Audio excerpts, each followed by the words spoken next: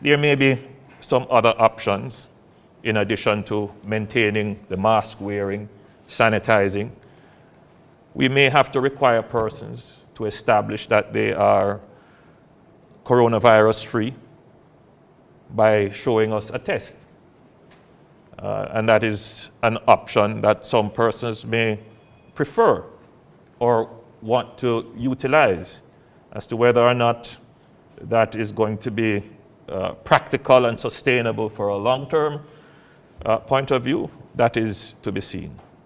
But the government of Jamaica has to lead the country towards normalcy and live with the virus and the disease that it causes.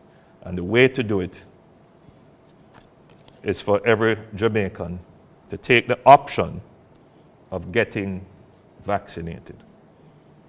The way to do it is for every Jamaican to comply with the infection prevention and control measures that have been established, which will eventually be relaxed the higher the level of vaccination.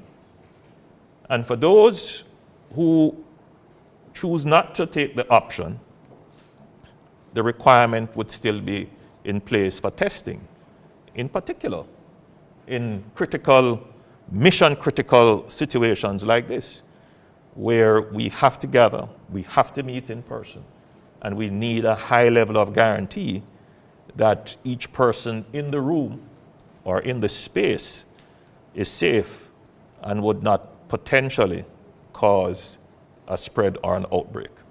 So we are happy, and I can tell you, from what I have heard from the ministers, we're all happy to be back in person.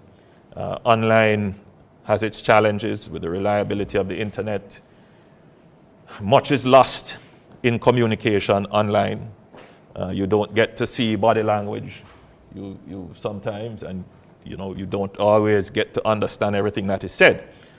So if we are having that challenge with meeting online in the cabinet, can you imagine the challenge that our children are having trying to learn online? We must return our children to school. And again, the way to do it is to have your children and our teachers vaccinated so they can return to face-to-face.